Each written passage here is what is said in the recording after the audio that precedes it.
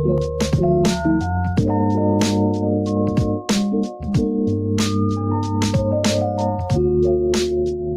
views and opinions expressed in this broadcast are those of the host/guest and do not necessarily reflect the views or positions of any of BXR entities and those they represent.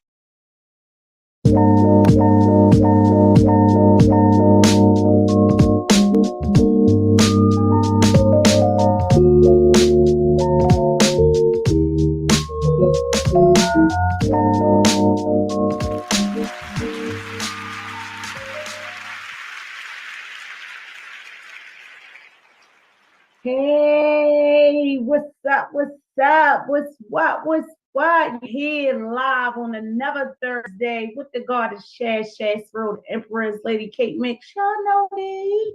And you better live right here to be exposed. And honey, tonight I am exposing some things. Yes, I am. Yes, I am. Y'all know how it started, giving all glory and honor to God. Got to start with a prayer to let y'all know that it is.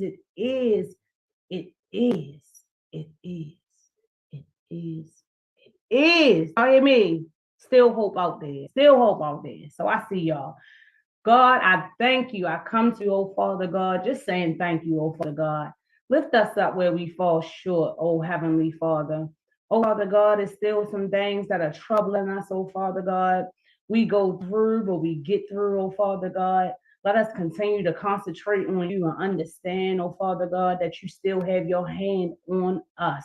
Let us not be worried, oh Father God, and even in the midst of, oh Father, please let us understand that your mercy, grace, and love is there to keep us, Lord, and should keep us going.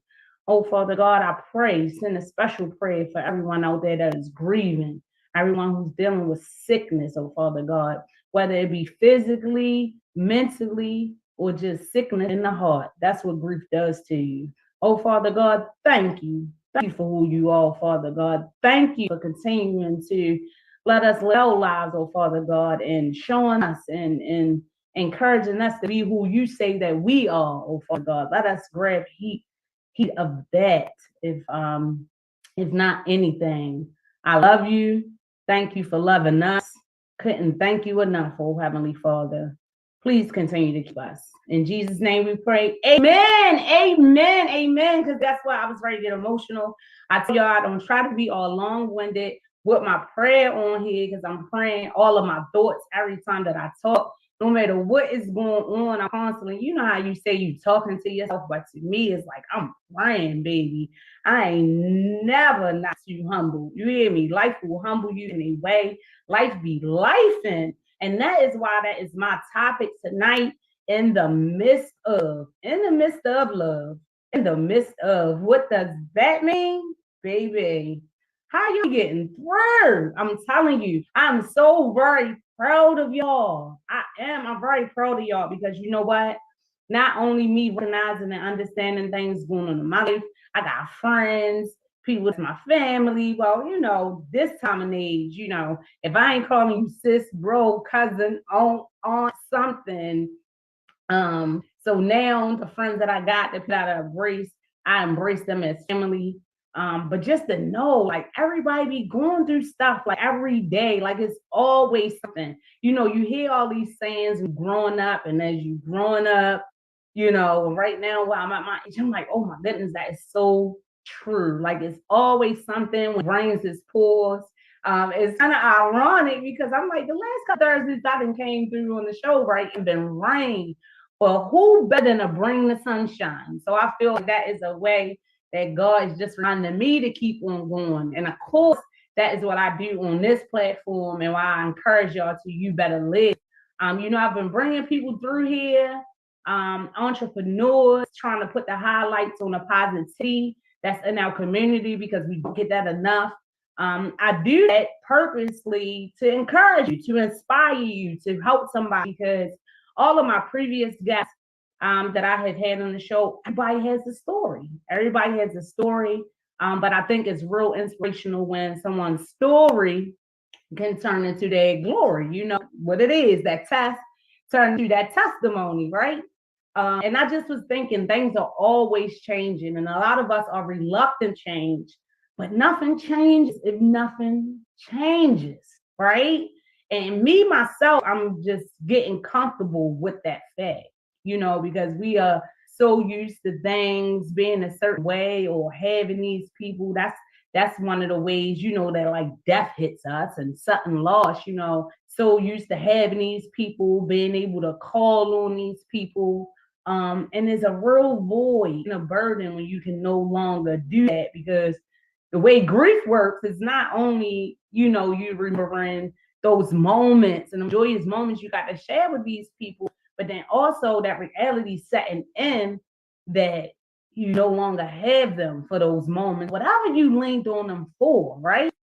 So yes, in the midst of this is that show to be an encouragement. Like I said, if y'all seen my reel yesterday, I was telling y'all who was my guest. You be my guest, be my guest, be my guest. So thank y'all for coming through tonight. Thank you for not standing me up. That's what's up, because I already had y'all booked, right? And I want you to come back and be my guest every Thursday right here, because this is when I'm running my show every Thursday live at 7. But I'm not the only one. Be Exposed is a whole family. Gotta check us out. beexposedradio.com. If you're ever interested in being a guest on my show or any others, hit us up on there. I believe the email was info@beexposed.com. While I'm on here now and you out here in the land, let me know you here. Hit me up on the chat. Just to give me some love. Say, hey, what's going on, Chas? And I'm going to give you that love right on back. Also, phone lines are open. Don't be too shy to call in. It's 436429403. Yes, info@beexposedradio.com. If you got any questions, that is the email. I also have developed my email for the You Better Live, which is youbetterlive@gmail.com.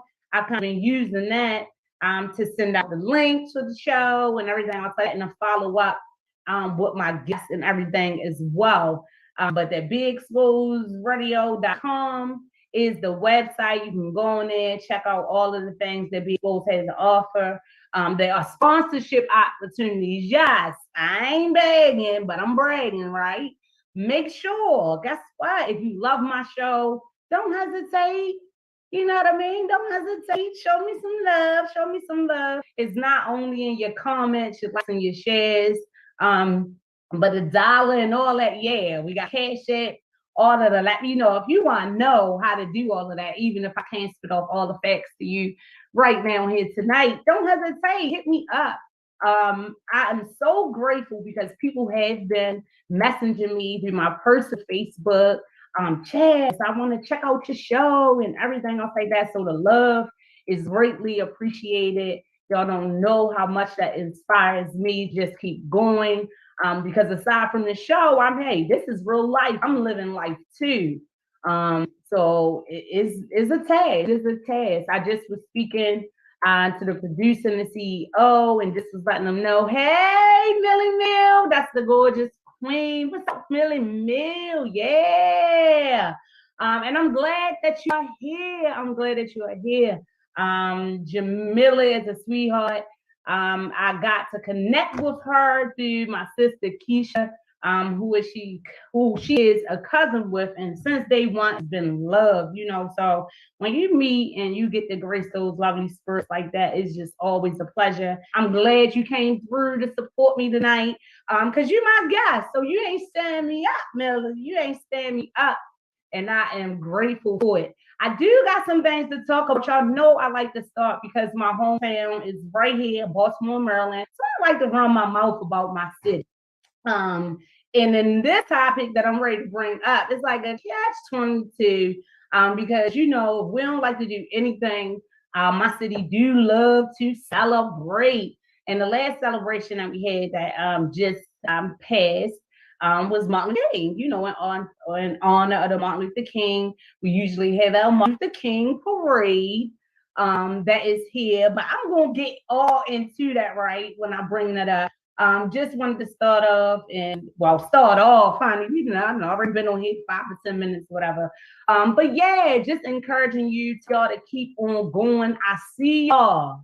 I see y'all. Life is not easy, and y'all be really going hard.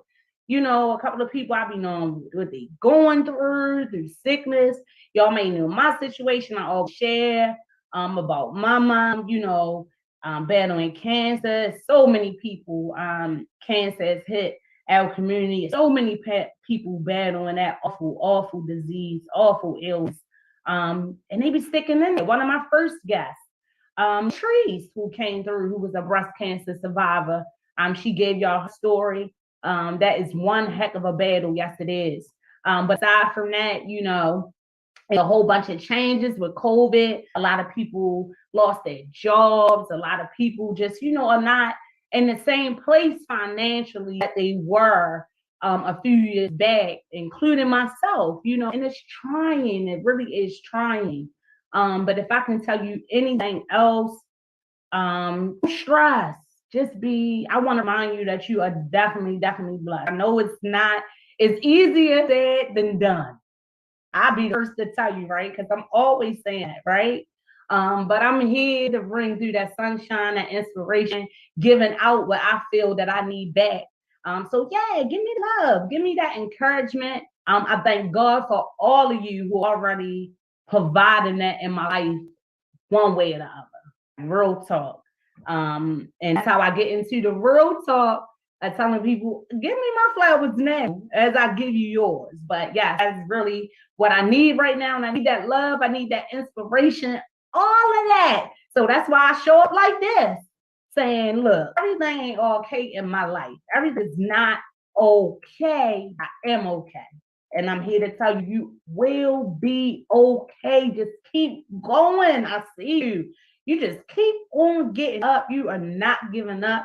And it's inspirational. So I'm highlighting all of y'all who are watching, who have joined me tonight, that are going through something, whether it be past, present. And guess what? You got already praise them, because stuff definitely gonna come.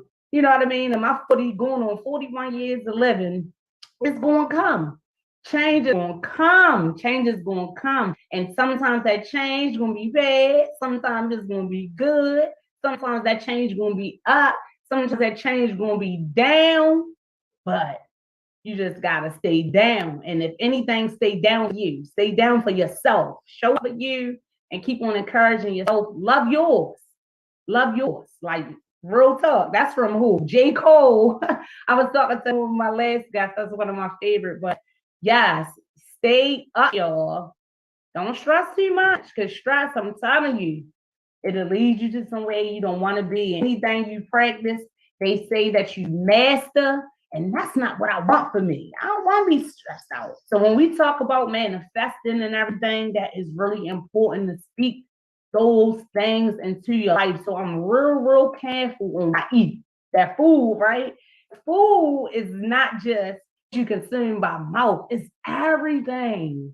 What you take in with your eyes, your nose, your ears, all of that, all the senses. And if all of your senses are working and you are alert, you definitely have to be conscious on what you take in. Because I'm telling you, what you eat be your defeat, honey. So just be mindful of that. But let's get into the talking. This is your news, our views, and I was starting to talk about this Martin Luther King parade that came back this year. Now, if you are a Baltimorean, you know that there was an announcement that the parade was not going to happen, right? But for whatever reason, Mayor Brandon got to him, he wasn't having it, right? So he sent out a tweet, I think the weekend actually before the holiday, because everyone knows that Martin Luther King birthday is on the 15th. We recognize it and celebrate it on the 16th. It was something I was saying, like, based on the calendar of Mondays, whatever. But that's usually when we do our Martin Luther King parade and everything. I'll say that. So Mayor Brandon Scott wasn't having it. Usually these events that happen in our community are the responsibility of the BOBA. Okay. The BOBA is the Baltimore Office of Promotion and Arts. So they kind of, coordinate and oversee all of our big events here, our artscape, it was a couple of them that I seen they did the fireworks, any type of activities we had like that, the City of Lights, the Baltimore Book Festival, all of that stuff. It's kind of like they are working for our mayor to oversee that, right? So it just was real crazy to me. One of the points I want to make, like, I'm glad the parade happened. Don't get me wrong. I think Mayor Brandon Scott, a lot of people say that once he gets heat or hearing people starting to gossip about something that's wrong, then he makes those rash decisions to reverse certain things the same way he reversed the the Baltimore Council where they were trying to do that pension. So a lot of people now feeling like, he be in his head and letting people get in his head to make some decisions. But I'm sure that's a task in itself. But anyway, I gave him a shout out because I'm like, good, because I wanted the MLK parade to come back. I like the marching bands. I think it's a great event where everyone kind of shows their solidarity, their love for one another, where we get to really embrace the changes that have came and also get to recognize how far as well we need to go to make sure all of that change for which he fought for came about. Oh, also a fun fact. I don't know if anyone knew this. Did you know that Martin Luther King's father name before he was a junior was Michael? And then when he was born, I think his father changed it, like before he went to middle school. So their name was Michael Luther King. His father changed his name to Martin Luther King Sr., and in turn changed his name too. So when I was just looking at information, I was like, wow, I think I know that. I think I knew that, but then I like forgot that. But that was really, really interesting to me. We know of Michaels and we know of Martins, but that Martin just is a little bit stronger, right? But I don't know, and that's no shun to the Michaels out here. Hold on, let me get that correction, because you know how people be. That's just my opinion. I like the word Michael, but I just was thinking in my thoughts, like, what if his name was Michael Luther King? How that would have, nope, it was Martin, it got to change, but it was not born that. It was actually changed to that when his father changed his name. But anywho, yeah, the BOPA, who oversees that, the CEO, is Donna Drew Sawyer. And what happened was, right, they had already the announcement that the parade was not going to happen. Brandon Scott came to tweeted, oh yes, it definitely is going to happen. And his message for the parade was, we must stop killing each other, which is a good thing. And I know a lot of people were looking forward to the parade. But also in hindsight, a lot of people came out with their opinions. Oh, why is it being held off? Certain people, even former Mayor Sheila Dixon, made some comments. Councilman Costello, like other people were really puzzled because they were like, we're not, even though we're still dealing with the COVID, we're not in the midst of where it was like so many restrictions. So then it later was said that actually was a conscious decision not to have it. And instead of the parade, they wanted us to serve in a day of service. That's the thing too. Each day should be a day that we look forward to serve. That's just my opinion, serving and helping, whatever you can do, because you're going to have to answer to that. So whatever gift God is giving you, look, present it to people. Don't be shy. Put it out there and use it. But anywho, right? So when they made that decision, he tweeted, we had the parade. Then people was puzzled because back in October, when they had announced that it wouldn't be an artscape, Brandon Scott was really in support of the CEO, Miss Sawyer, saying that it would return in 2023. But what got me when I did research, y'all, is after they made this as an announcement that they wasn't going to be the parade, and then he reversed the decision, he actually wrote a letter, documentation, because what they say, if it ain't written, it didn't happen. See, we got to know, we got to grow together. So that's why I say, even your goals, write them down.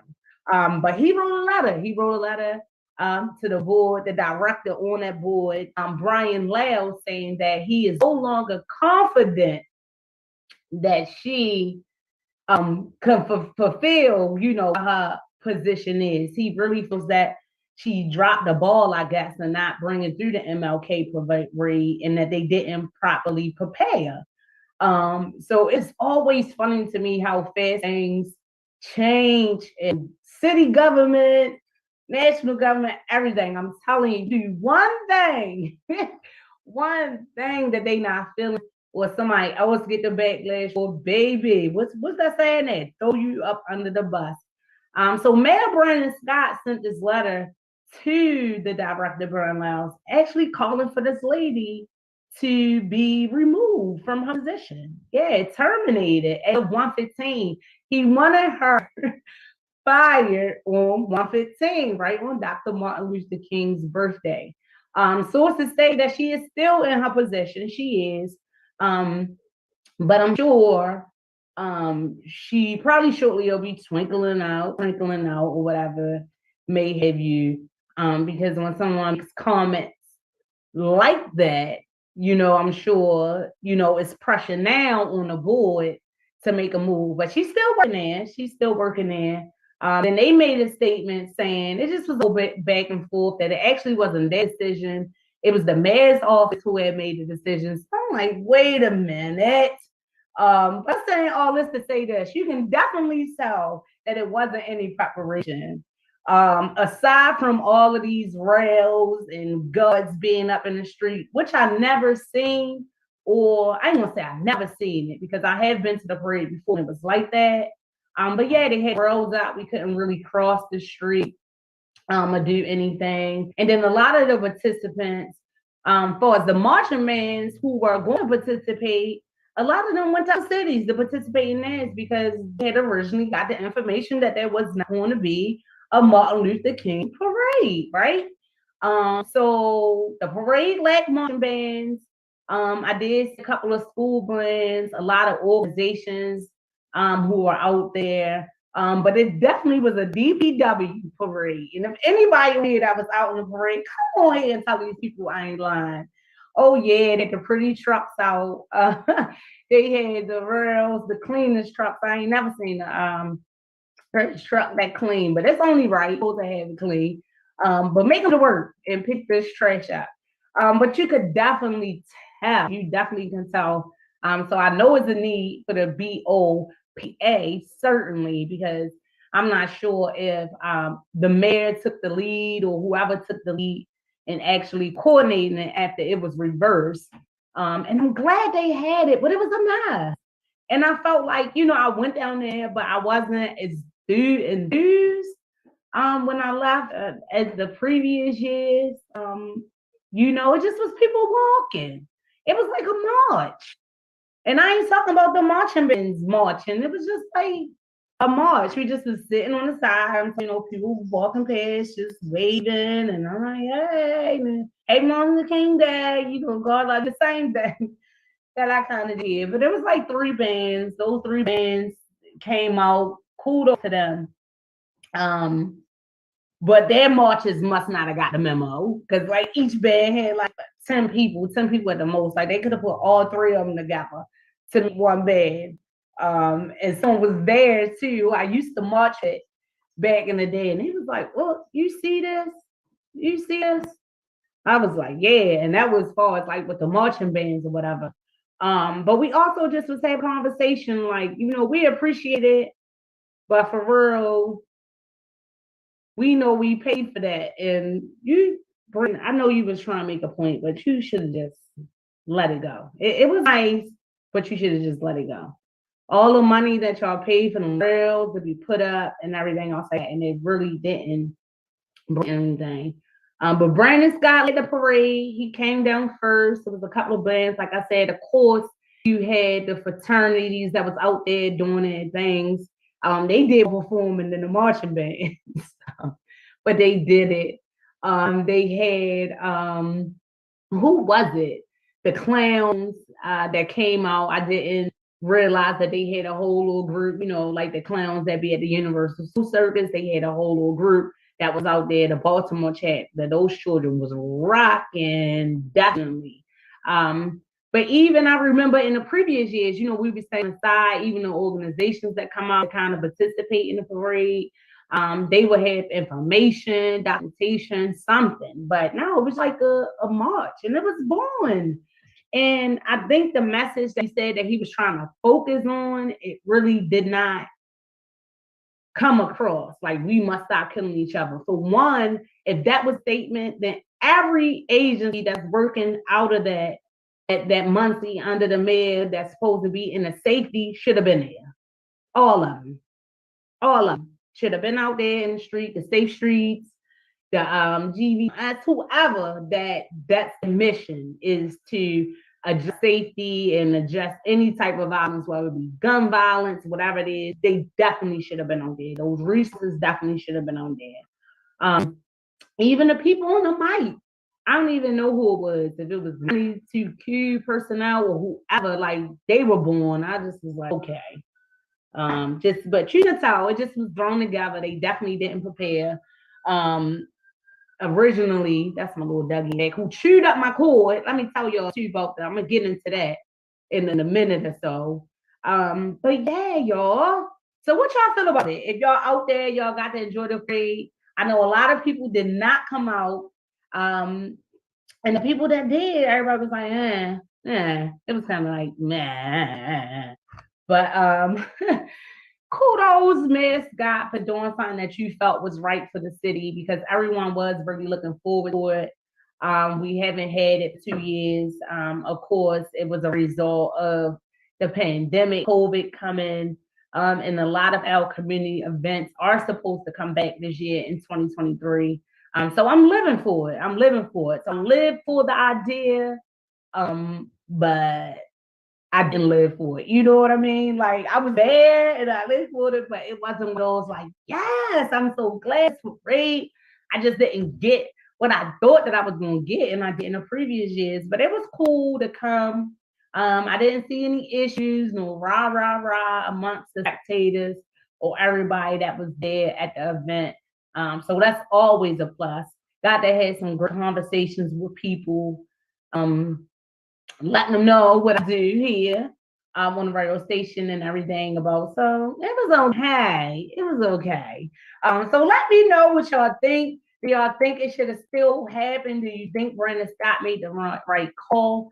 It's crazy to me that just October, Brandon Scott was in really, really much support of the CEO, Ms. Sawyer. As he was explaining that there would not be an Artscape when it's canceled. But when they were announcing that it would come again this year in 2023, because they had a news conference that was up like at the Paramount Theater, one of them theaters or something, have you, and they had announced it. And he was really there in support of her, because people were really bummed about that as well, because people love the Artscape. People love the community events, when we can come out and do things together and, be on one accord. Like, that's positive stuff. And who don't like that, right?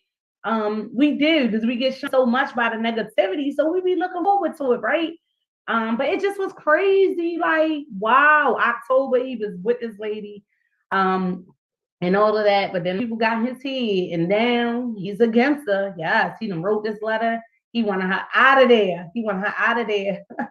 On Martin Luther King's birthday. And I'm like, wow. And then that brought me to his slogan, we must stop killing each other. Because we can kill each other, not just do the gun violence and everything else like that. It be that part, that we do amongst ourselves as whoever, not just Black people, but anybody that's here trying to do something positive to the city or has a job to do in the city. Like, I see a lot of that. We do too much of that. It just happened to me in my old position. Like, soon as one thing is straight, people frustrated, people are always looking for someone to blame. In 1 minute, somebody be supporting you, in the next minute, it gives that. You know what I mean? It gives that. So that was really shocking. Being so, he was just in so much support of her. I was just like, really like, wow. He even wrote a whole letter saying that he is no longer confident in her ability to do it. But things happen and things happen fast and things be changing. So I don't know. Maybe he has something to stand on with whatever he wrote in them letters. I ain't sure, but it might be writing for him or whatever. Those be the words, right? It be that verbiage, it be them words, I'm telling you. And if they don't do anything in government, or baby, they play on them words. That's what I had to learn in the professional room. When you in these meetings and you talking to people, they will play on words real fast. They definitely try to pull at any type of word or whatever to get what you are trying to convey misconstrued. Yes, they do. Yes, they do. Yes, they do. And you'll find yourself that happened in life, period. But definitely in that arena. You can say one thing, I'm not feeling this, or anything. You gotta be real careful with your words, honey. You be in these meetings and you're in these professions, because they will play on it and they will twist it and everything like that. I had to learn the hard way. So I understand that people will support you one day, and then the support can change overnight, especially when they feel like you didn't do something right. So I see Jamil up on my girl. I'm loving you tonight because you're the only one that's doing that. Come to me. You said you agree. I don't know because I've been talking for a while. But I'm glad that you are agreeing with me. You know what I mean? I do have my tolerance up for many situations. So I understand that people are not going to agree with me all the time. So it's all of, I'm guessing you thinking about it wasn't talking about, and you agree, is that it wasn't no point to really have the parade. Like, we paid for this. I had talked to someone else about this and that I was going to bring this topic up on the show. And they were like, yeah, who paid that? Like, I don't need you to be making calls about having no parade. I need you to do something about this water bill. And I was like, tell me about it, okay?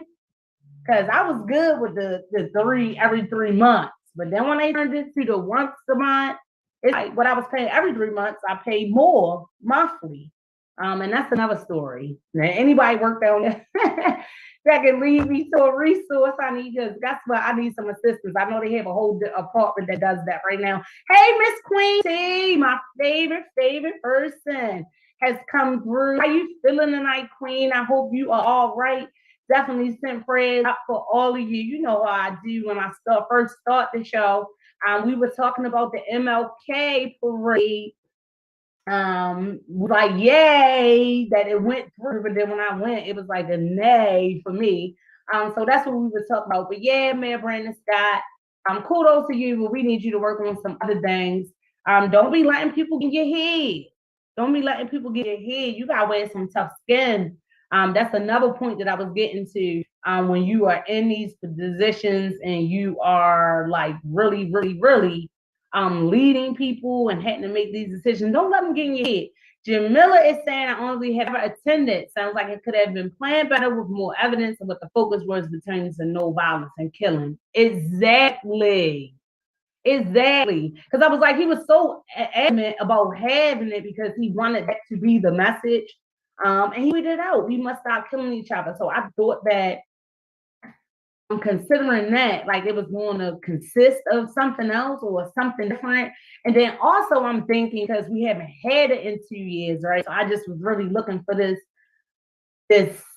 like something just like, something really special, but it really wasn't. It was blah, it was Martin Luther King Day, he came down or whatever. He talked about some people, but I didn't get that message. But Brandon Scott, look, take your own advice. Now he on his Lady Hills, and he didn't kill her, because like I'm saying, not kill her, not literally, y'all. But yeah, now he wanna out of there. So take your own advice. Miss Quincy said she is doing well. She is home chilling. Yeah, me too. But I'm doing my thing, and I appreciate you coming through every Thursday with me, even while you chilling, to let me know how you feeling. It's all good. So just like I said, y'all over in the comments with the phone lines is always open. I'm gonna put you on timeout. You rhyme again. 9403. Yeah, you gonna put me on time. I told you I can't help it. So look. This a little joke. I even told him today when I went into an interview, like, yeah, I'm rhyming because the person who was there that knew me insisted, Jesse, tell her about your poetry and everything that you do. So for people who don't know, ChasReal, the Empress Lady Cake Mix, that derives from my performance name. When I was hip hop, I just was ChasReal, everything else like that. When I kind of moved more towards the poetry realm, I felt like I was the introvert. Yeah, I'm Lady Cake Mix, right? People always say, well, what's ChasReal? ChasReal is me. I'm chastity and I'm real. All day, all day. ChasReal. ChasReal. Everything that I'm bringing definitely going to be real.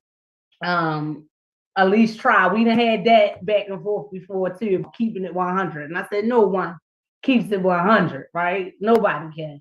But we had that little talk. I ain't gonna get into that right now. And then the Empress, yes, like I'm ruling over my life. In the image of God, I'm a goddess. That's where that derives from. Just embracing everything that God wants me to be. And lady, because I'm a lady, I try to keep it classy and try to keep it fly. And then lady is just like so like pristine to me. It's just sound marvelous. Lady cake mix, like royally, right?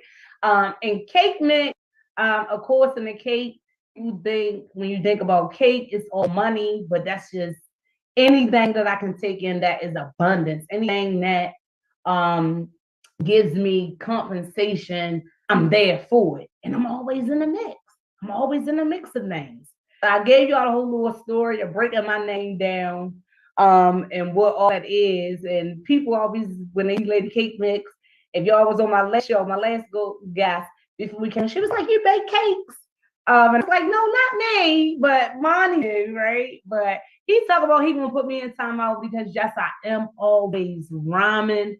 I used to hold it back a lot because I used to be like, it's so corny, right? Because I don't be doing it intentionally. It just come out like that sometimes, especially when I'm trying to make points, right? But understand is a gift that God has given me, and that is my way to kind of convey messages to people and kind of help people understand sometimes. I'm breaking stuff down. Because some stuff, you're breaking it down and it be so serious, but I don't know, it's got to the ear. So I don't know why I do it. It's just in me. And we gonna see if I go to timeout, because that ain't what it's all about. All right, Monty, I'm gonna stop playing with you. I'm gonna stop playing with you. Yes, I am. But anyway, tonight, in the midst of that's the topic, and you are my guest. If you want to call in, hit in this comments, let us know what you are in the midst of, but you are just keep on going. Give someone some encouragement that it is possible. Even if you are in the midst of something and you don't know how to get through or what to do, hit me up. I might can help at least give you my opinion. And then all of my viewers and my supporters that are here tonight are definitely open to give you some advice as well. We in here. We getting to grow and know together. That's how we did. You evolve, right? You evolve. That's enough about the Martin Luther King parade, but I'm just saying, check on that water bill. If you have feel some type of way, then I need to go start talking to the people that's getting in his head or his ear. I need to find Sister Sheila Dixon and Eric Costello and everything like that and worry them about that water bill and this trash collection. And everything else. Because DVW, they was out there, and I was making a joke saying the trucks clean because they ain't picking up no trash. They ain't picking up no trash. I was in a building today, and it was a abandoned building, but I guess when the people lived there, they were throwing like stuff out of the trash, out of the window, and like all the trash was just up in the trees and all of it. I was like, what is this?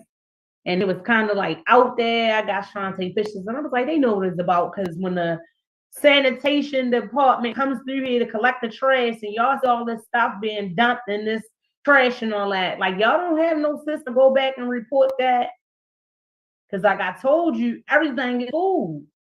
Your eyes, your nose, or whatever, and a lot of times this environment and the atmosphere in Baltimore City, it makes you sick. It makes you sick.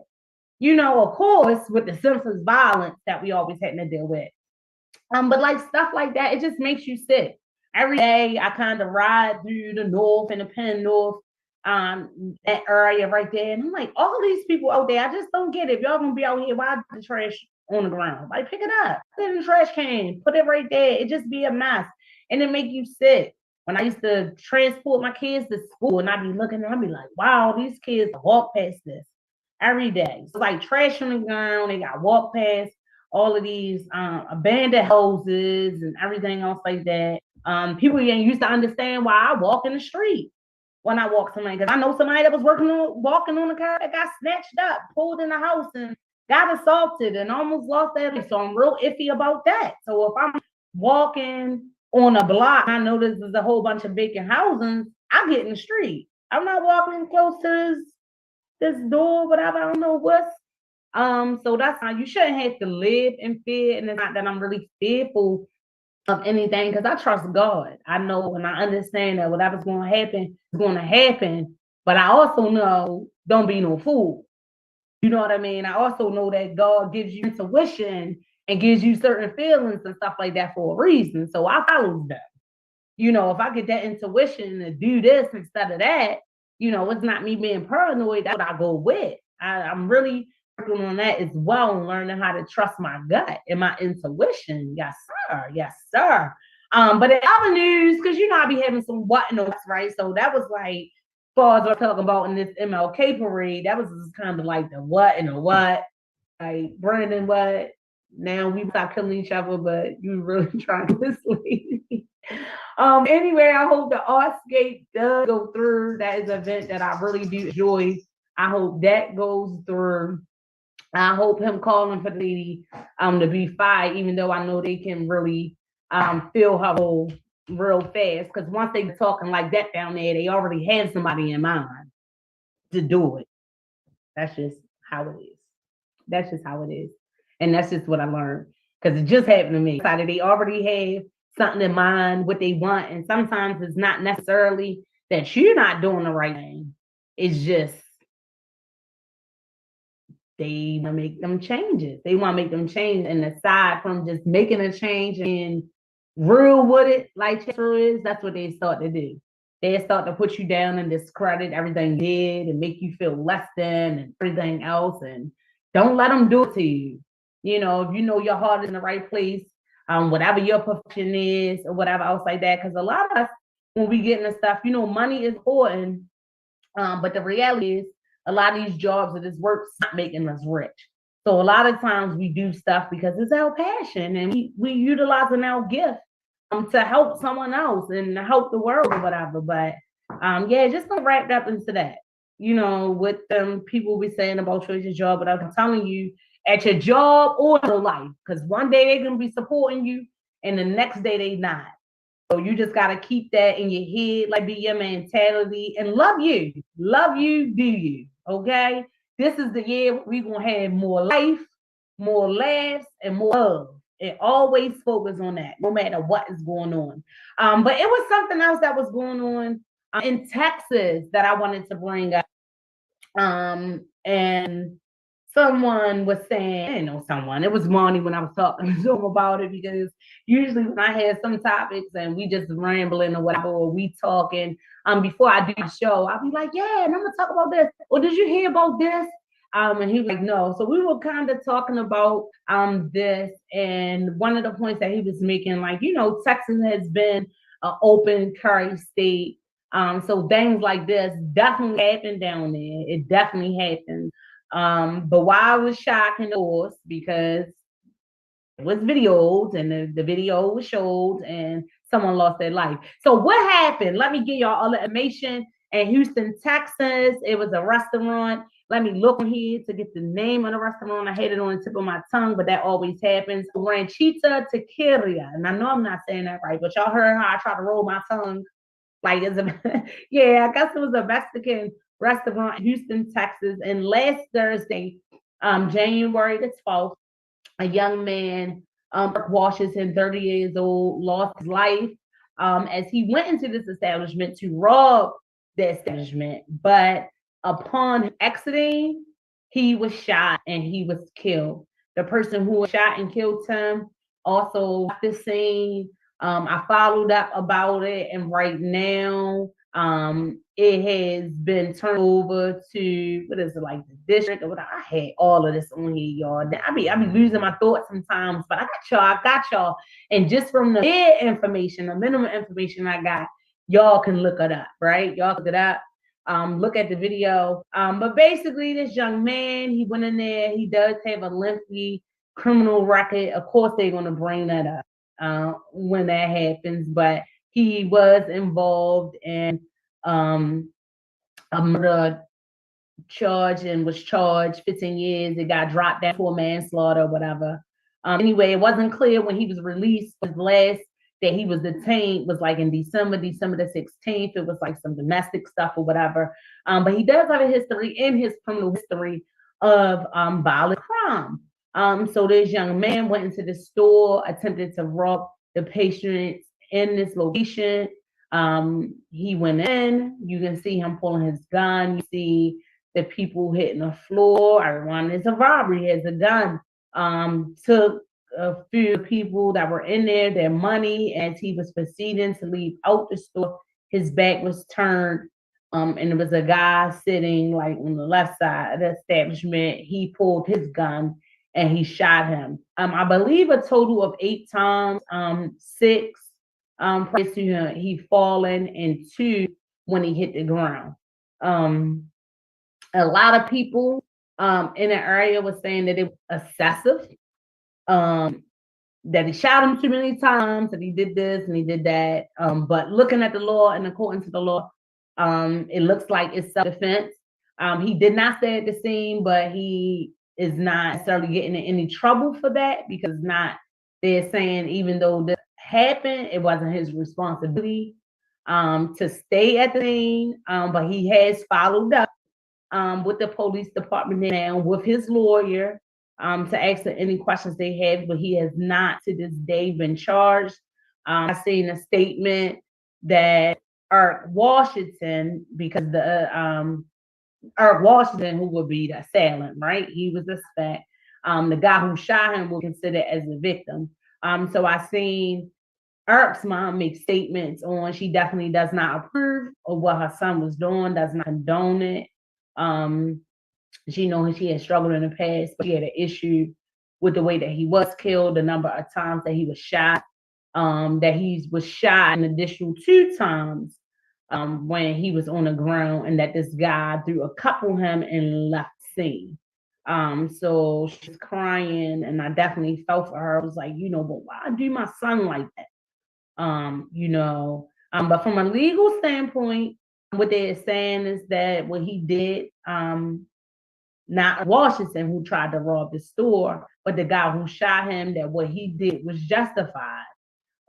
Texas is a licensed open carry state, and he, as a victim, is able to defend himself to the extent he feels the threat is over. So essentially that's what it been ruled as. That's what it was. So if it was 25 shots, so it was 30 shots. The fact is, he was justified the way it's looking legally in defending himself. So to him, even though if the guy fell and he was holding a gun or whatever, y'all gotta look at the video. I did send it to Marnie yesterday, but I didn't prepare him to bring it up. So I'm just giving y'all the information. If you go in there, you can type into Google man killed in Texas during robbery, and it'll come up. And he was killed. So he is now talking to the authority, trying to answer some questions. They was also asking for the customers who were in the store who got robbed to come back to the door. So what happened? He come in the store.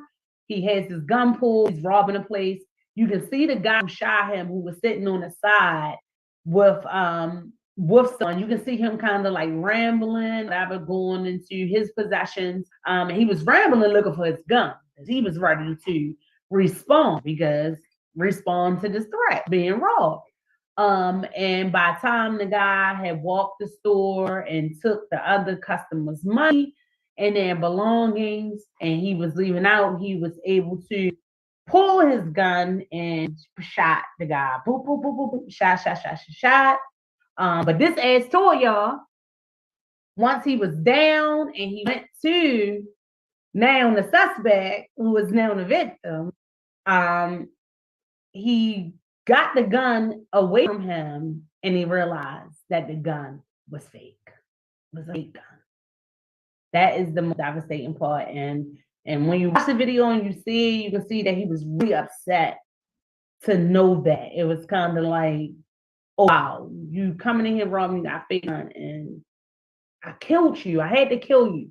So you see him a little bit in his moment of anger, kind of throw the gun. It's fake. I guess when he realized it was fake. But when he stopped and he did, he also got the belongings that the robber took, right? And he's calling the customers, come get y'all money. Come get y'all money. So he returned all their money, they belonged to him. Everybody run out to the store, and he leaves well. He leaves as well. But before leaving, he takes a cup. And I don't know if it was water in a cup, but he kind of like slammed it and hit the man with the cup. I think that part was a bit much. I also originally thought that shooting him while he was on the ground was a bit much. But then when I started reading, different people points of views and everything else like that, I understand now what it means when essentially you are self-defense. What it means is that you are able to respond however you see into is no longer a threat. So even though the guy was on the ground, I think someone had mentioned that he still had the gun in his hand, so he might not have been sure or what the case was.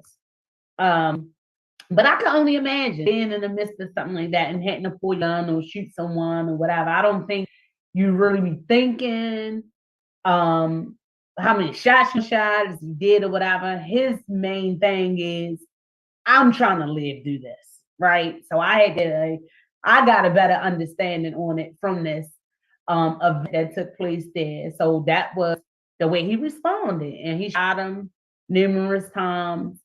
I thought it was too much to throw the cup. I could understand that he was upset or whatever like that. But of course, no one rendered aid. No one tried to help him. So he did get the gun away, the people their money back. He left, did a couple of man and just left. It took him a few days. I guess he wanted to lawyer up before he responded to the police. But they had not charged him yet. He had not been charged, but he is now answering questions regarding this incident. So what do you think? And then also another stuff from when I say, what do you think? And you get to look at video or whatever. What I'm saying is, what do you think as far as, because a lot of times, things happen. We know here in the state of Maryland, we not a stay on your ground or whatever type of state or whatever. I think it being here definitely would be a mess. We're going to be seeing a lot more people getting shot, but also people is taught of this senseless crime and things like that happening, and people are aware that things like this are happening every day. So people are on the defense and they are willing to defend themselves. But also the other side of it that I seen someone mentioning when they were talking about it, all these legal, I call them legal analysts, but it was lawyers, different people, district attorneys talking from other districts as well as theirs.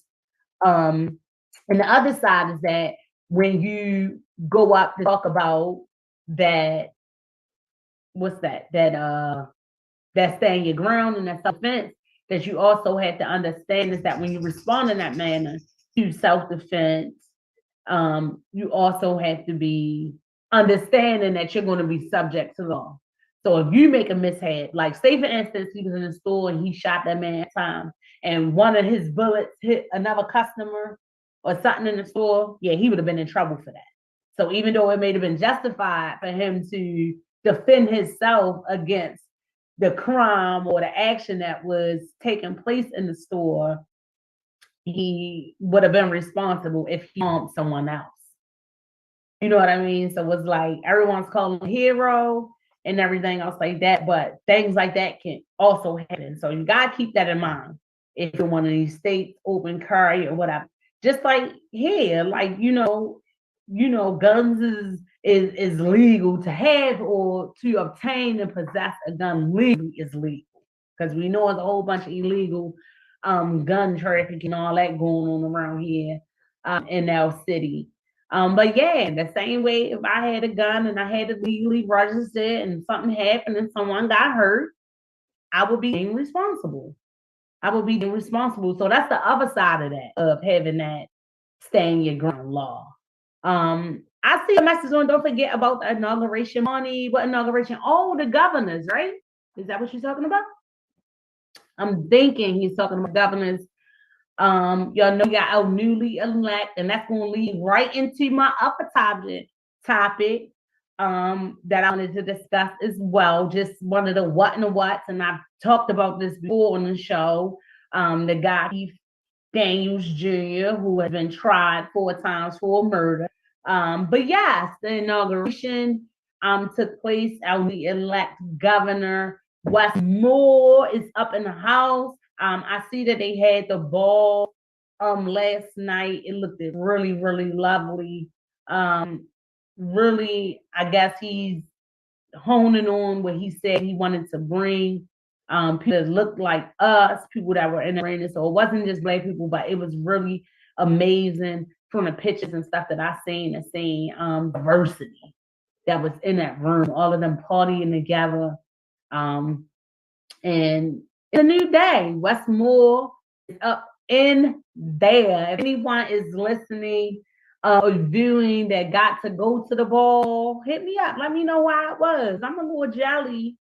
Yeah, jelly. I say jelly. I don't like to say jealous. I always that in my life. I'm a little jelly, wiggly.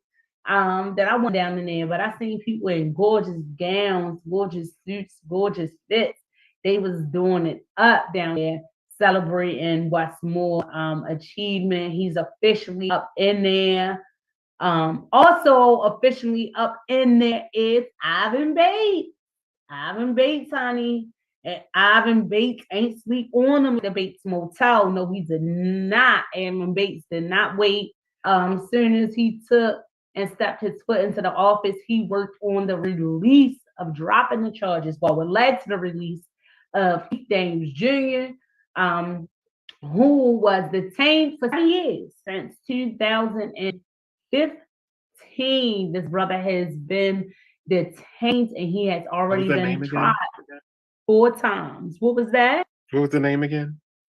I think it's Keith. Is it Keith or Kevin? It's Keith. It's Keith. It's Keith. Look, I'm thinking about Kevin Samuel. Rest in peace, Kevin. But yes, Keith Daniels Jr. Okay, and I was making a little. His name is Davis. It's Keith Davis Jr.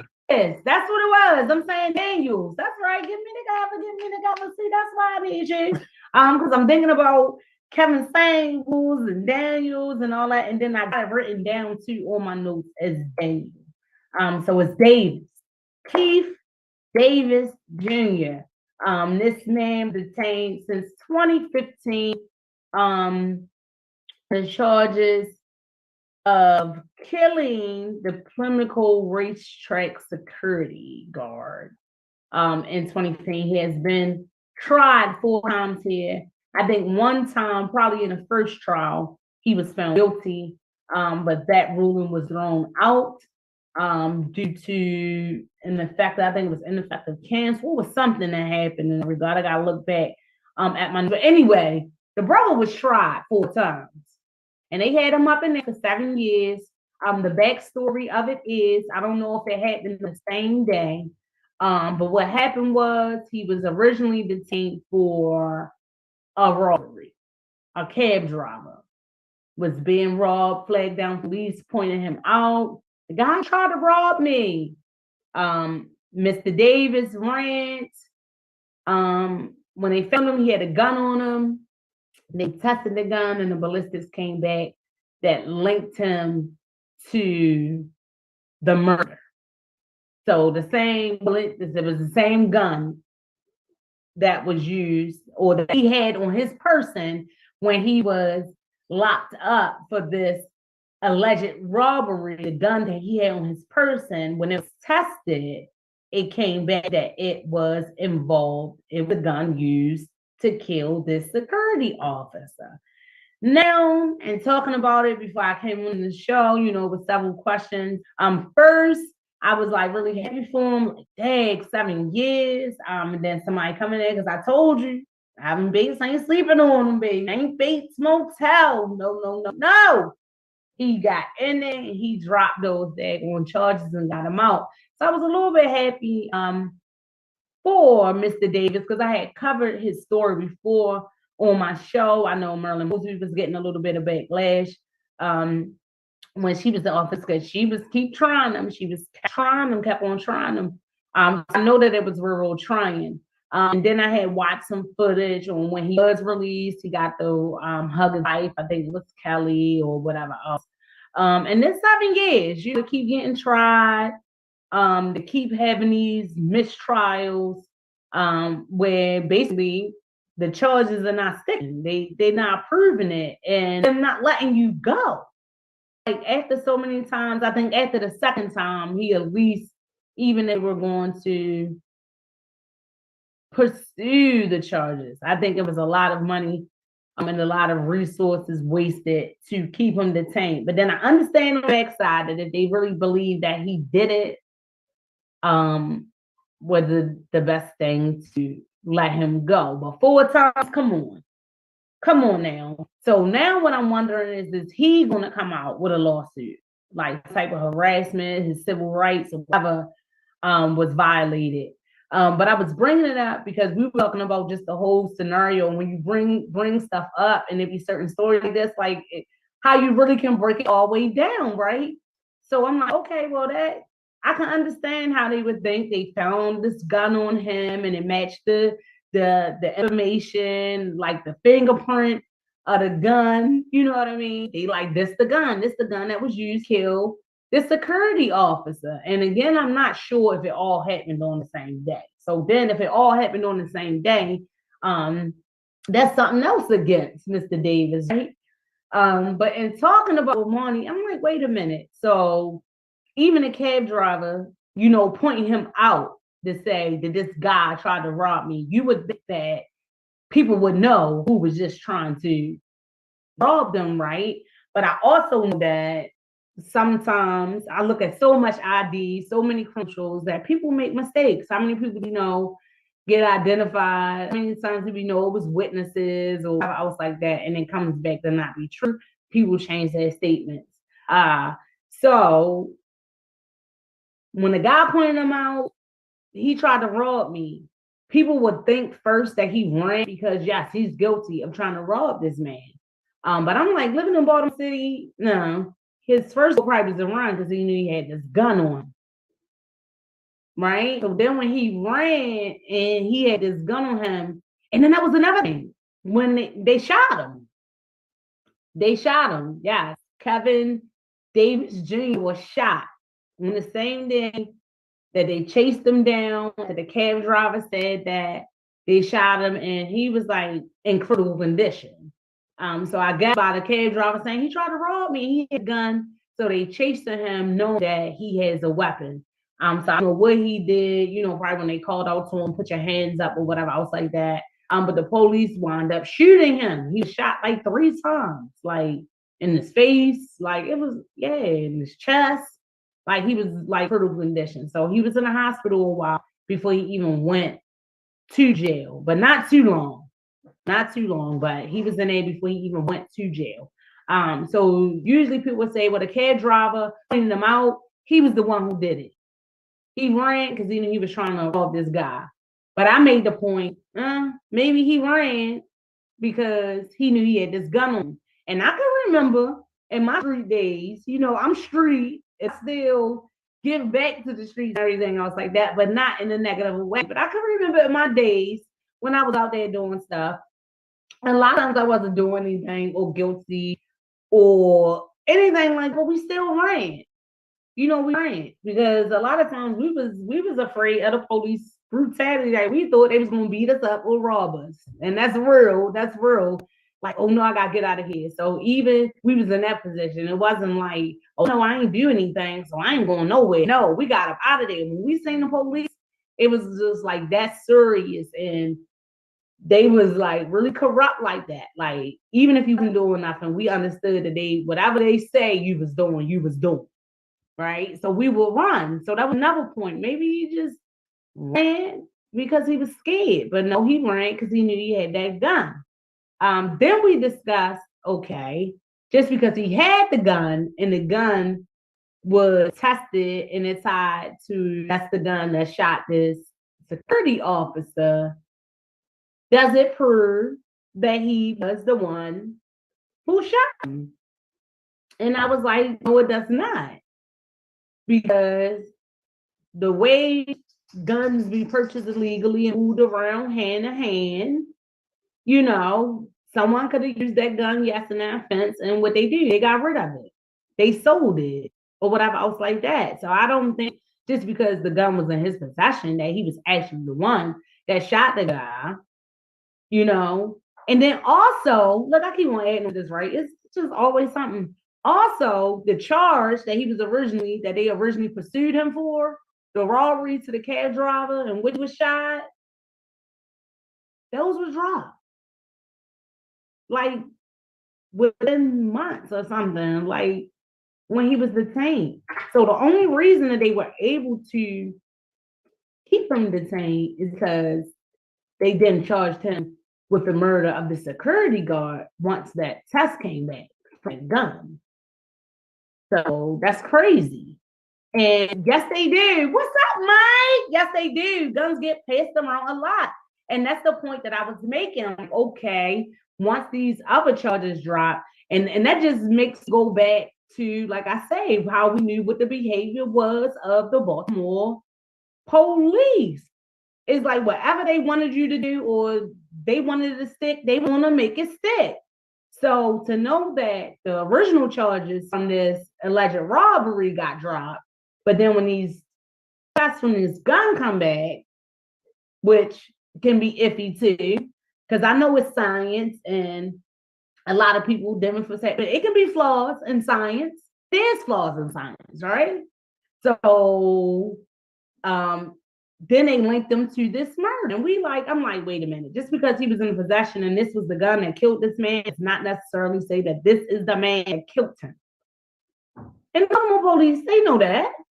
They know that. Right, Mike? The very point you make, guns get passed around a lot. I'm sure I know culture, other street life, whether I'm still out there or not, after whoever, if it wasn't Mr. Davis, who killed this man, whoever they did that crime, man, they was trying to get rid of that gun. They was trying to get rid of that gun. So I don't know how Davis got it, or if he was the one. I'm not gonna speculate on that. But allegedly, he was supposed to be the one who shot the security guard. But then the fact that y'all supposed to have this much evidence on him, right? And it keep being all these mistrials, and you kept this man locked up. It's a travesty. It really is. And then I started thinking other stuff. Well, like Pinnacle Racetrack, y'all mean to tell me a security guard got killed again? Where's the cameras? Where's the footage? This is a racetrack where they had tons of money, betting or whatever like that. Somebody up there on the security guard, securing our premises. Y'all ain't had no cameras? Y'all ain't catch this on cameras? And then even in that area, it's so many street cameras. Street cameras been getting put up. So that was puzzling to me. This is our news, and I'm giving this to y'all. This is our news. I'm giving this to you. These are my views. I thank y'all for sharing yours as well. But yeah, like, where the cameras? Where the footage? Because I'm so used now to seeing everything on camera for 7 years, and that's all y'all had. To this man, to this murder, that the gun y'all locked him up with a gun that killed this man at this racetrack. That's the only thing they had. And in my opinion, that's why I kept being a mistrial, because they stopped investigating. They like, oh yeah, we got this gun. more so this can be one of our numbers. Bam, we done solved it. So what justice is that? Because you have a security guard that lost his life up here in Plymouth restaurant, and y'all had someone locked up for 7 years, but y'all stopped investigating. Y'all ain't look for no more evidence, no more witnesses, no nothing. Y'all just was trying to pin it on them off of that mere fact.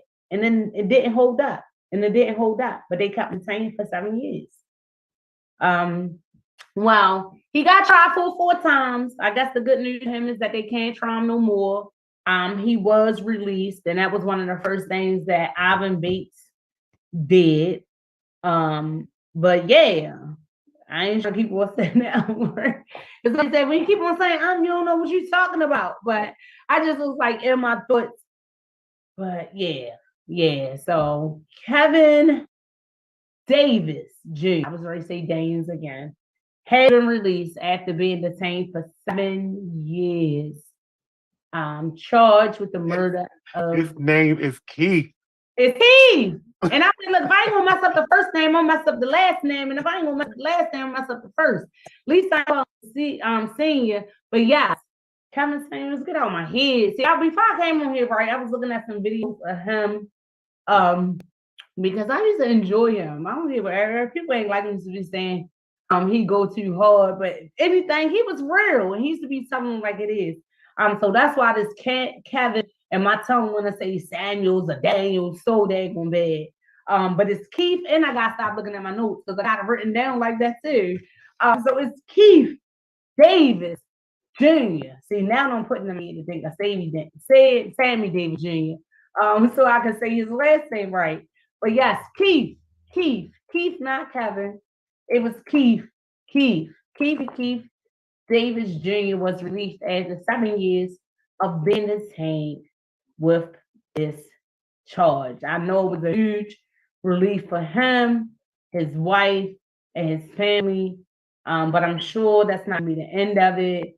Baltimore City, what they are so well known in doing, that department in legal system is they have issues sometimes with violating people's rights and lying on people and people feeling like they harassed. They don't have a history of that, even though, we always looking for that to change. Some things came to play here in our city after Freddie Gray, after the uprising that we had that brought certain things to light here, and especially with the gun task force, right? With these guns. So that speaks to that too, because I don't even think that they've been I think they were involved in all that back then with the guns and everything else like that. So all that was iffy. I don't know if any of them was on his papers, or if any of them was involved. I don't know. That's what I'm saying. Is this iffy? I don't know. They shot him, but the way things was and it was crooked, who could say police ain't throw the gun down there to make it justified to why they shot him? Or because he was, I don't know. I would nothing past him, but I ain't trying to put no bad light on him because all the police are not bad people. I'm just speaking from my experience and the things that I know on how they be rolling. Like real talk. I'm scared, but I try my best not to have any encounters with them now. Even though I'm no longer in it, like whatever. I just understand that the Black woman, I'm riding around in my Suburban, my little minimal tips, and I got my red lights and everything, my red lock, dreadlocks and everything else like that. And I know how sometimes you can be perceived. And I'm still harassed. I feel as much as I can. I limit that to action. I did. I limit that into action. And I think as far as that connection, when we keep talking about the police wanting to have a relationship with us, I think that it's really on them to push that and to show that they really want a relationship, because we as the citizens ain't messed that relationship up. I mean, it's understood that being a police or whatever is going to be crime. So you already know what it consists of when you take the job, that it is crime. But it's crazy how they be in these positions and they talk about everybody's a criminal. I know they kind of trained up that way, or they see certain things But police, a lot of times they do a lot of assuming. And just like I said, from the history of it and what my experience was, yes, I've been involved in things or detained, and I knew that ain't what I did. That ain't what it was. So back then, even though I wasn't doing anything, I ran. I ran from the police. We sit down. What the kids do, they run. They run because it's not a relationship. It's not that. It's not enough police, community policing, so they say, where the police are making it known that they're actually there for the community. A lot of police today aren't really trying to get to know anybody in the community. I mean, how many times you see police posted up? Do they speak to you? Do they say hi? We've talked about that before, how they approach this situation. You know, they start off the interaction and they can set the temperature. But when you are trained to come to a situation and you feel like you gotta be the aggressor, that makes someone else aggressive. They don't come up what's going on. They come sometimes as if they're trying to come to help. You, how many times you've been a victim? I know people that drag even had to call the police because they know that that is kind of like the relationship that they had, that once they gonna show up at the scene, you the victim, but they gonna question you like you the suspect. Like, you know, a lot of times it just be their tone, it be their demeanor. And I think whoever is ahead of that training, I would love to be a part of that. I'm probably gotta look into that, right? I told you I want to do so much. Definitely gotta get that through their head in the department. Now, I don't want y'all to get caught slipping. Don't get me wrong.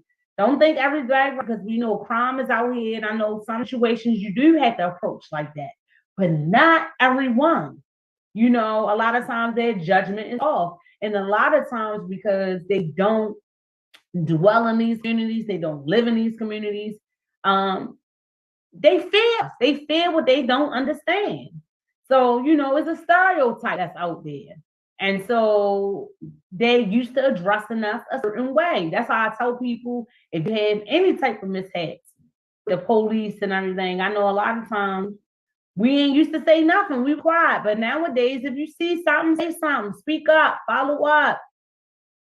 Put it through attorney. Do what you have to do. Because where we are at today, in regards to a lot of stuff getting out about the police and how they was doing in Baltimore City, it came from that. It came from people following up, people being persistent and saying, no, that's not right. They did me wrong. You know, and kept on following up.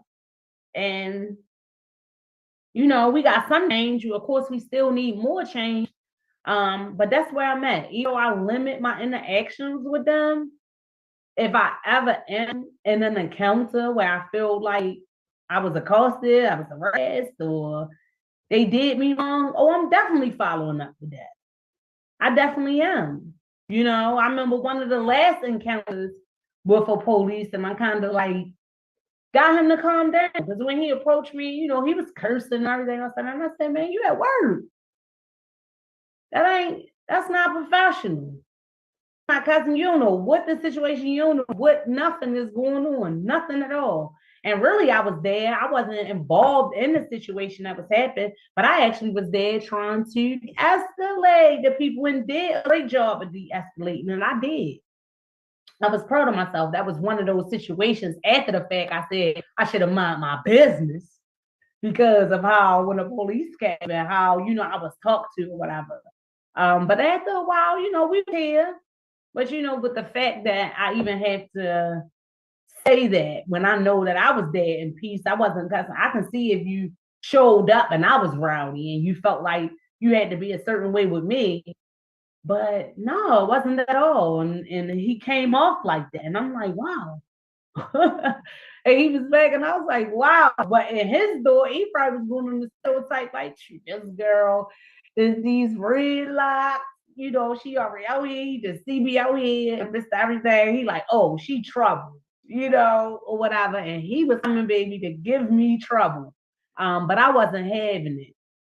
And I maintained my composure, and I made sure that my response is as effective as it could be for him to understand what I was saying. You know what I mean? Because if I would have I could have went how he was doing and got the cussing and doing all that, but that definitely wasn't going to help the situation or help me. And then, of course, I got in the back of my mind, like, oh, I know how they do. You know what I'm saying? I ain't got time for this man trying to ruffle me up or do any of that. You know what I mean? But try it to death. You know what I mean? No, I would still keep my calm and everything else like that, and just do the same things. I guess he learned something from me that day, but that be part of the issue as far as how people approach things and everything else like that. And that's been kind of the issue here, is that they don't know how to deal with us. They don't. You know, I guess what you don't know, you don't understand, you fear, and they are always in defense. Like they know how we feel. They know what the stereotype is on them. So a lot of times, like I said, I'm not saying that all of them are bad, because I know some awesome police that I love. I shut them out before. Officer Charles Lee, Chuck, that did a lot. Officer Lee, in the community, he really changed my opinion about police. And then also, like my decision, I got to meet a couple of police officers. You know, they was cool. They was regular people. They was regular people, and they got it. But also, being in that environment and being in those positions, I'm telling you, that stuff be rubbing off on you. That's why I never was interested in being a police or being a CEO.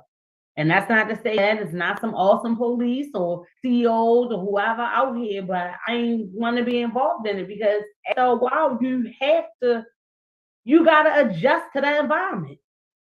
And then, like, you always on edge. You always on edge because you are waiting to respond to the worst that can happen. Because really, that's how they train them up in the intelligence, to think like that.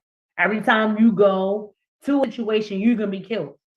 This is Baltimore City. Someone might have a gun, somebody ain't pushing their gas. So be on guard. And that's how they come. They come like, yeah, yeah.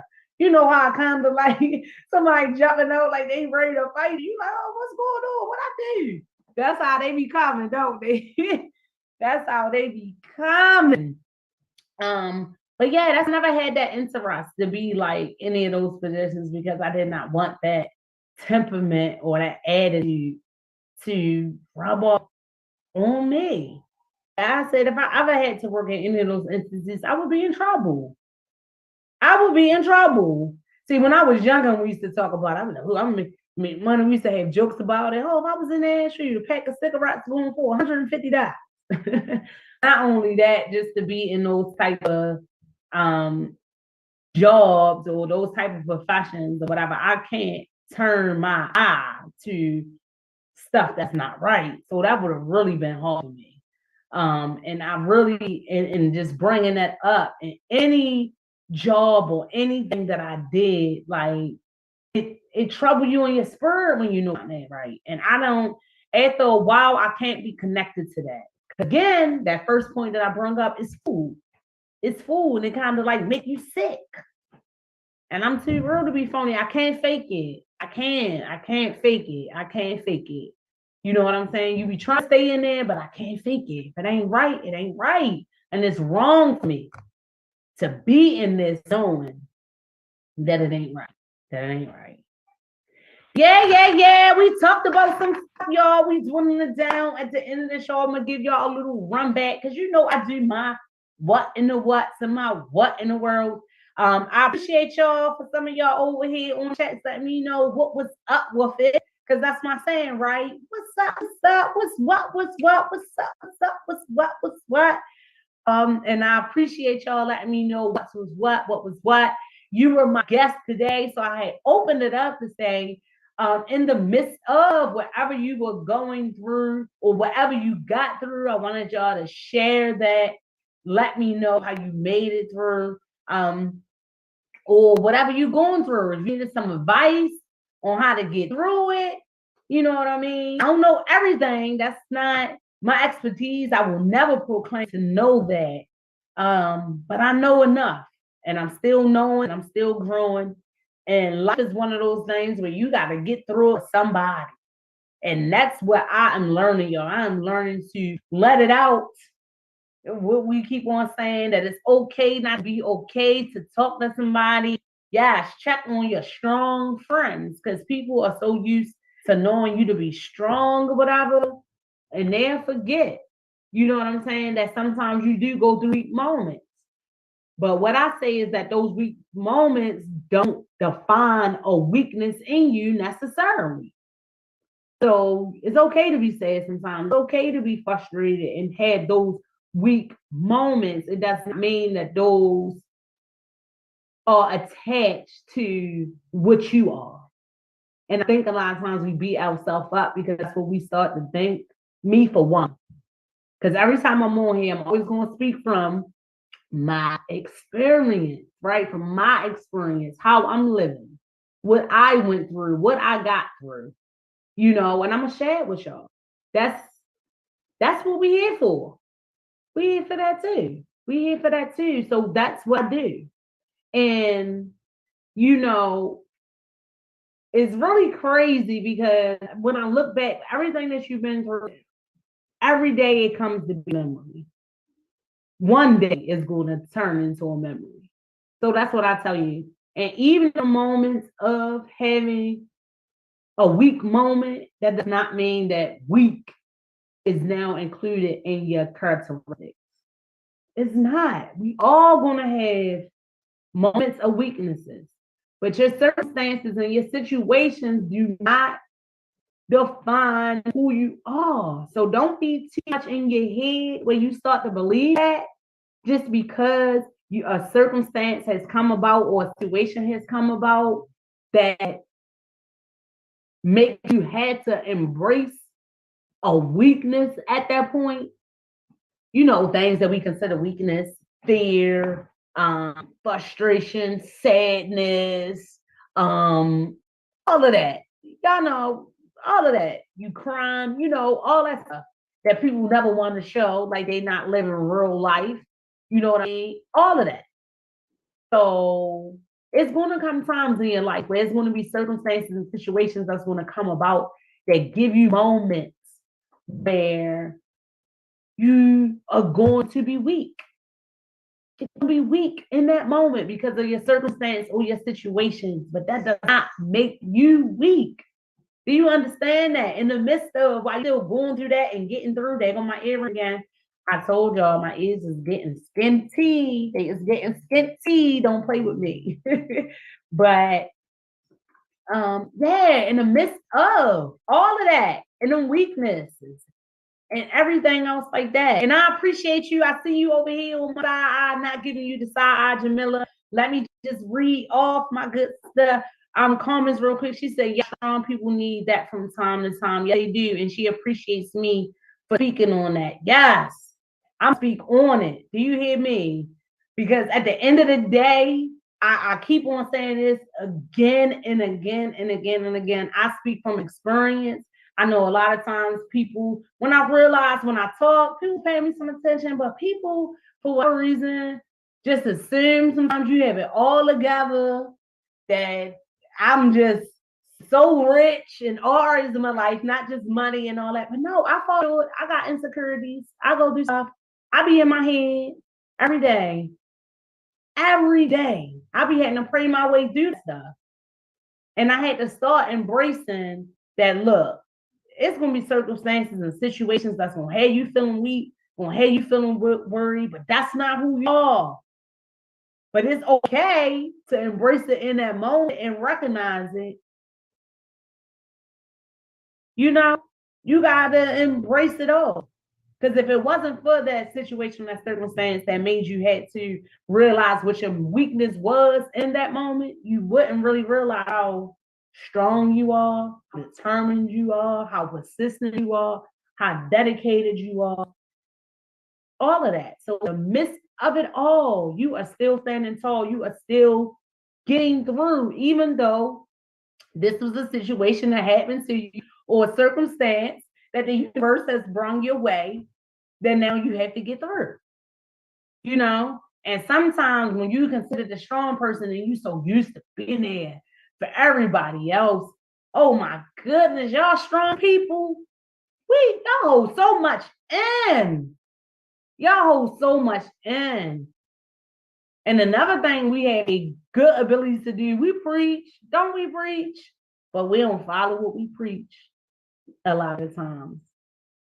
So that's why this part of my purpose to remind you is practice what you preach. You keep on giving that encouragement or that love to your friend, to your sister, to your brother, whoever, your family, that you don't even give to yourself. All because you having a weak moment and you beat yourself up and get in your own head that that's what you are. That's not who you are. That's just the situation and the circumstance that you are in at that moment. And it's okay too. So while what you giving out and you want back all that encouragement, you gotta really give it to yourself. So it got already beaten you for you to give it. For you to give it. And how many times? I know I do it all the time. Being my strong self, I'm as sad as can be. I'm as frustrated, I'm as mad or whatever else like that. And you have to encourage somebody in that moment, maybe going through the same thing or might be going through something, but they don't know nothing that you're going through. You done sat, you done listened to everything that they going through. You done gave them advice and everything else like that. You pick them up. But then when you walk away, you still down. You still down. And you done gave this person all of this. And you ain't got nothing for yourself. But you giving it away. So yeah, understand that. Understand that life be life, y'all. You gonna have moments of weakness. You gonna have moments of everything that we consider that's not good. You is. But in the midst of, be proud of yourself. Be proud of yourself. Because in the midst of, when I say in the midst of, I'm not just talking about the things that are happening in your life. We are involved with each other, one another. So like I said, you know someone else that's going through, you trying to be there, that person in the midst of everything. You is still standing, you is still in a people died on you suddenly, you lost that job suddenly, you then got diagnosed with this illness suddenly, everything, because that's how life comes. Everything. And you staying faithful, you're a good person, you put good energy out here, good vibe, you're on that drive. And it's kind of like you'll have moments like, why me? But why not you? You're going through, and it's not in vain. The joy is that you're getting through. And you got to keep on reminding yourself of that part. If you keep on focusing on the fact that nothing happens miraculously, everything happens for a reason, even if you question it. Even if you got to question it, we might not know the reason. But please understand there's a reason behind it. It's a reason behind it. And oh, how blessed you are to be able to live or to be able to recognize what that reason is. Because a lot of the questions you will have, you're not gonna get the answers. But if something has happened in your life and then you come to that point and you can say, oh, that's how it pushed me.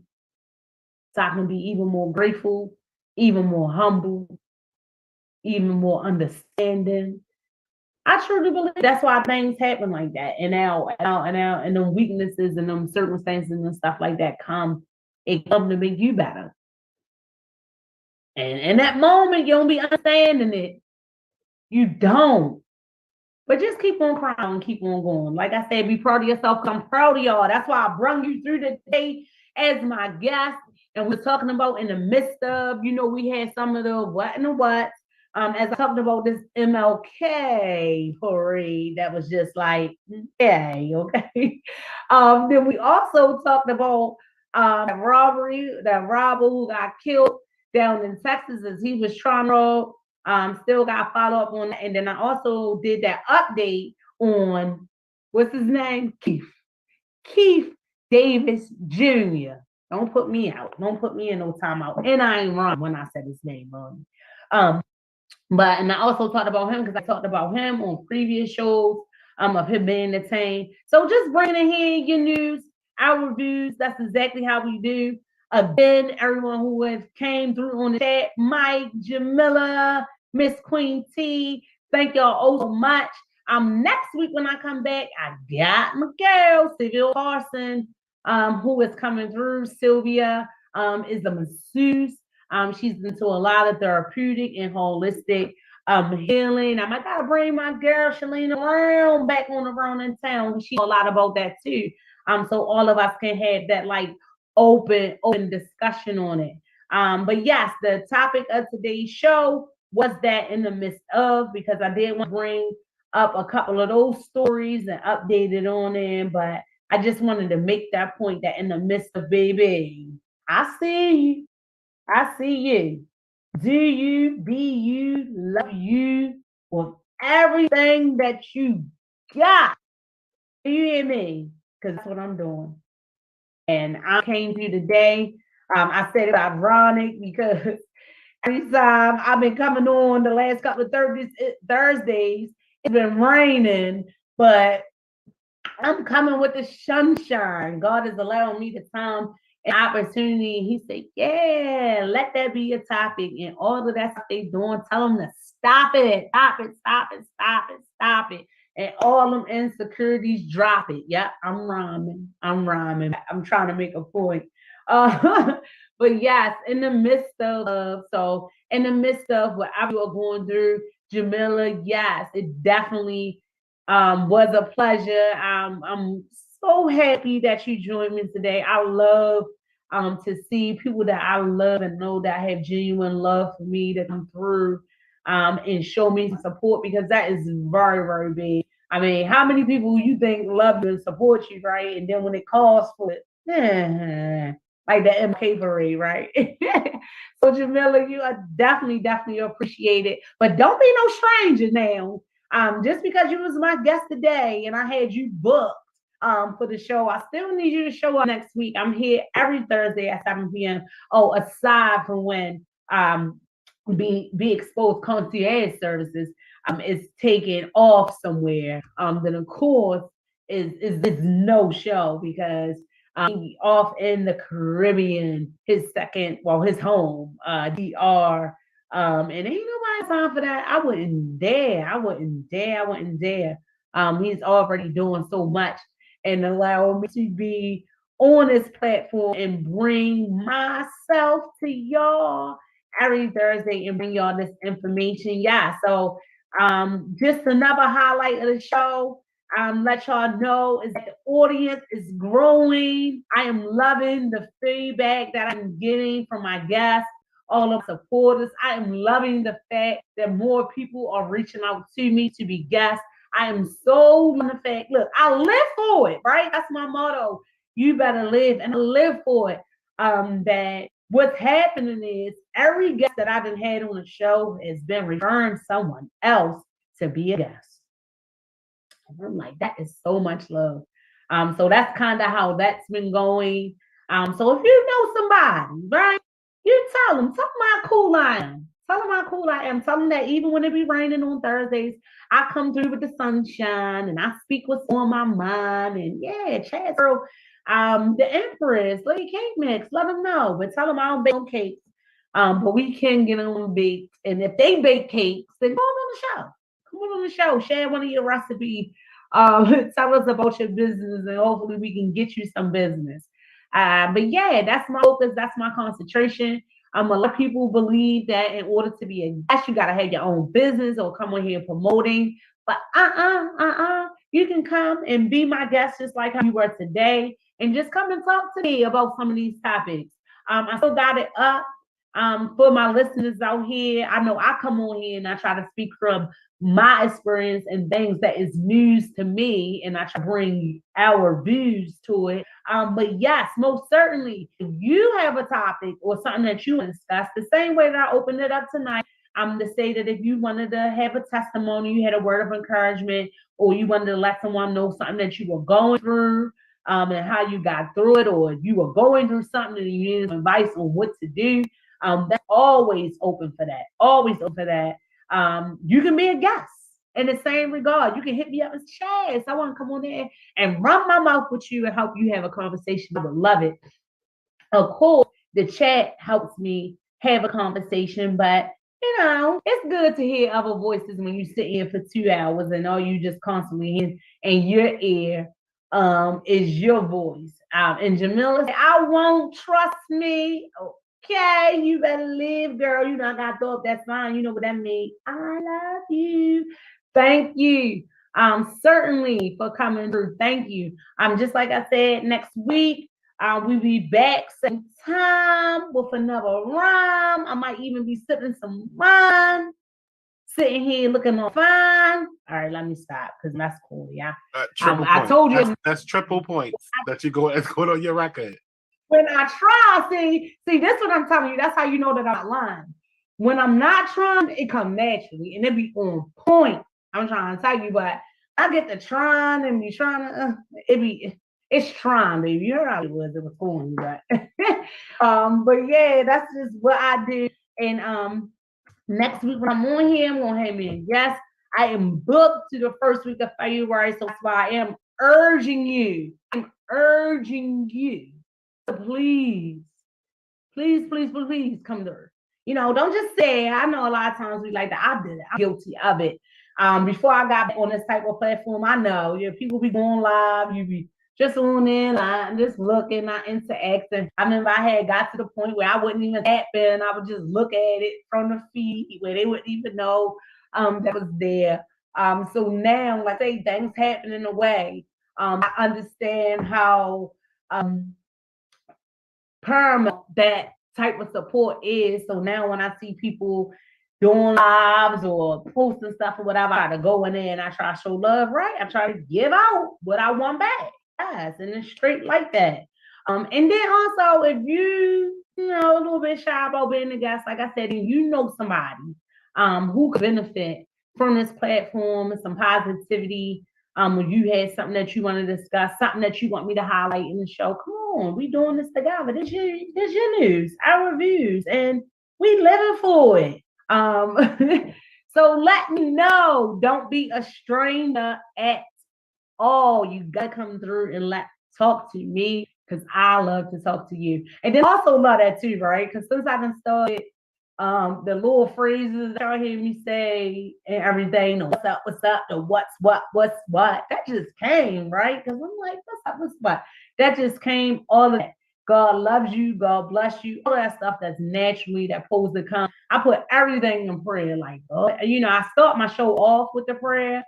But also before I come on here, I'm like, God, please let my mind and my tongue be on one accord. I don't have no misstep.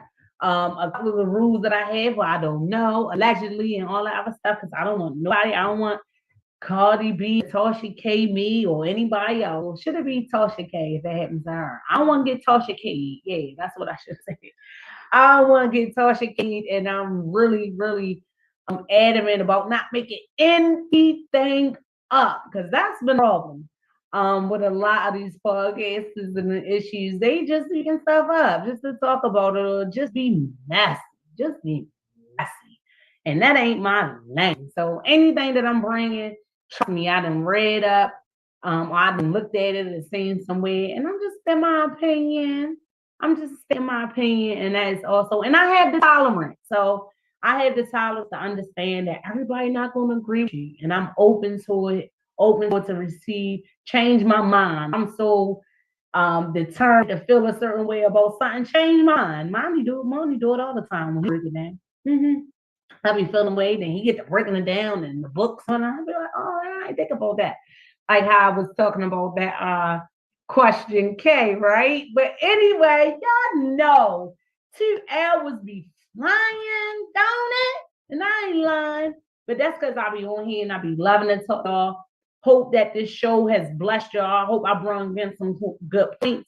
Hope I brought through some information that you didn't know about. Because I like to do that. I like to share information you didn't know about. That's nice to me. Get y'all to kind of think. Because sometimes when we are in one city and there's so much going on and there's so much going on in your life, we tend to just focus on that. But there's so much going on around the world, and you are not alone on whatever it is. Like, yeah, it happened here, it happened there, it happened everywhere. So just wrap your mind around that in your heart too. So, because that was one of the main points in this stuff. So you're not alone in the midst of. You're not the only one that's going through, and you're not the only one. You're not the only one, and we gotta start recognizing that. Not that it dumbs your situation down, or doesn't mean that you're not dealing with trauma from it, or you're not feeling a certain way about it. But let that pick you up. Like, I ain't the only one. This is my situation. This is my circle now. I'm in the midst of it, but this ain't all of it. And don't give up. That's it. That's it. That's my message tonight. That was my message tonight. You're in the midst of it, but that ain't all of it. And do not give up. Do not give up. I'm going to be back next Thursday giving y'all the same type of inspiration, but I'm also going to be here with my guest, talking to her, letting her give her story, letting you know what her gift is, and of course, letting you know how you can hit her up for any of her services. I got back to the information. I always try to do my business. That's why I asked. Send me about information so I can have a little bit about you, because like I say, I don't want you to toss your me. I don't be making nothing up. So I let people come and tell their story, and let you experience the glory and where they are at today. Shout out to all my former guests. I want to run y'all down. Shalina Brown, Frankie Jones. We had the sister Bia with Peaceful Healing. We also had Shanika Jones, the real. Make sure you hit these people down. They supported me. You make sure you support them. And then last week, we had Queen Shira the who came through. And I hope y'all copped her album, because I gave that information and everything else like that. But Google her, IG, all of that. She on there. Y'all, up out of here. It's always a pleasure. God loves you. God bless you. Make sure you come through next Thursday, same time. I'm going to have some rhymes. What in the what? And some what in the world? It's your girl, ChasReal, the Empress Lady Cake Mix on beexposedradio. Let's go. You better live. Better live. You gotta live.